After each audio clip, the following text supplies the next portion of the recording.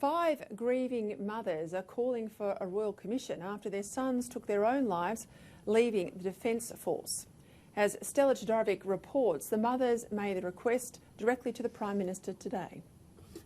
5 mothers shared their grief and anger with Scott Morrison during a closed-door meeting in Sydney this morning. They're demanding a royal commission into the treatment of returned Australian servicemen and women. The Prime Minister reportedly told them he will consider the inquiry. After the meeting, the mothers again shared their heartbreaking stories, this time publicly, at the Daily Telegraph's Save Our Heroes summit. They bravely spoke of the hardships their sons went through during their deployment and when they returned home. 3 of the women lost their sons this year. We just go through day by day trying to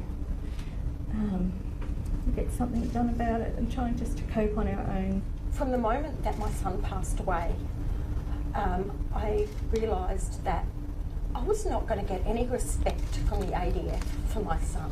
My son was still serving, recognised that his mental health was spiralling. We are all here being the voices of our sons because they're not here. He was born on Armistice Day. How ironic to die on Anzac Day. It wasn't a coincidence. Brad chose that day to prove a point. The summit heard alarming accounts of multiple suicide attempts, of soldiers being humiliated during service, and a lack of support from mental health professionals and the federal government. The New South Wales government has thrown its support behind a royal commission. The Royal Commission is ultimately a federal government decision. The New South Wales government is committed to supporting the call for a royal commission. What we don't want it to be is to be a talk fest where it's elongated and taking a long time. I think clearly from today what we need is action on the ground now to actually support our veterans. Victoria Cross recipient Ben Robert-Smith attended today's summit. He's told Sky News more needs to be done to help veterans in need. What it does tell us is the Royal Commission is important. It is something we need to deal with because there are hundreds of families going through this and we need to stop it. So instead of not talking about it, the conversation needs to take place and we need to identify the problem, and that's what the Royal Commission will give us. A petition calling for a Royal Commission into veteran suicides already has 250,000 signatures. The 5 mothers of these men who took their own lives say that they won't stop fighting until the government acts. The Courier Mail's national political editor Renee Valaris and the Australian's current New South Wales political editor and soon-to-be political editor here at Sky News, Andrew Clennell, both of them join me now. I want to start with the issue of veterans' suicide, if I might, and calls today we saw through the Daily Telegraph forum and the vision there, and the pretty harrowing comments from mothers at the forum that a royal commission is needed. Of course, they met with the Prime Minister. Renee, do you think this is something the government's going to move on relatively quickly? Because I think the longer it goes on, it's difficult territory for the government. Yes, I do. And I think there's 3 things that Scott Morrison is concentrating on right now. That is the drought, aged care and Veterans Affairs. He is very serious about doing some significant things on Veterans Affairs. And I think one of the issues is that, you know, Scott's very good on this type of stuff where he knows that if parents give their kids to their country to fight for the country, then when they come home we need to look after them. And I think at some point it's time to realise something's not right. And the other issue too is that Australians, I don't think quite understand the issues that are happening. We call them veterans, but some of these people, they're not 60 and 70, 80 years old. They're 20 and 30 and 40 years old. They need help. They still need jobs. They have significant health issues when they come back from their service. Australia needs to do a lot more on this, and I congratulate the Daily Telegraph on what they're doing. The issue, Andrew, in my experience working in this space, is that there are literally billions of dollars in the Veterans portfolio, but the bureaucracy of the Veterans Department is extraordinary, and the Veterans Department seems divorced. It's a different department to Defence. In my view, it seems divorced from the experience, the lived experience of servicemen, and the tempo of the last 15 years with all those Afghanistan and Iraq deployments, I think, is beyond the capacity, the understanding of many of the bureaucrats that sit safely in Canberra. So I think that's got to change.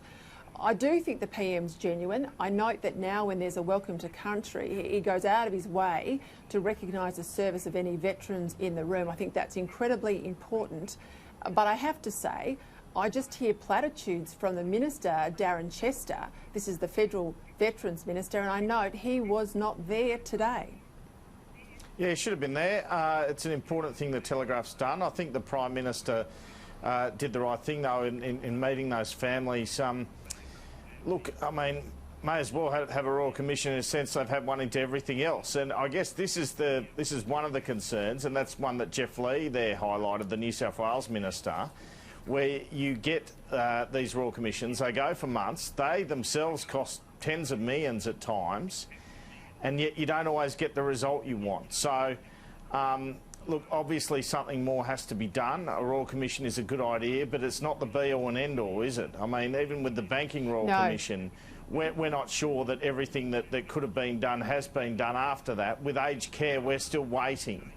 So my concern is if he has a Royal Commission, make it reasonably short and sharp and have some solutions ready to go, because really government's role isn't just to have endless inquiry after inquiry, it's to know enough, and as you say, the bureaucrats to know enough to come up with solutions. And one of the problems seems to be this refusal for a lot of servicemen of benefits and so forth, which drives them over the edge. I mean, these are people who've seen horrendous things in places like Iraq and Afghanistan. They come back and, you know, it's not 50 years ago. We shouldn't be in this situation of saying, she'll be right, mate. You're going to have some sort of PTSD after that. So we need to know how to deal with that and make sure that we support these people who are doing such important things for us. Yeah, but in the same way that we have the NDIS, which is a bespoke, made-to-order package for individuals, we still have a one-size-fits-all in defence. We still require veterans to fill in some 300 pages of paperwork to access benefits. I was told today when I spoke to a few people off the record that we don't even have a real handle on how many veterans are in the country. I agree with you, Andrew. I mean, the problem with the Royal Commissions, it all gets duck shoved off till the report comes out in 2 years' time. In the meantime, all of these issues are still manifest in the lives of individuals and families, and we'll lose more soldiers the longer we wait.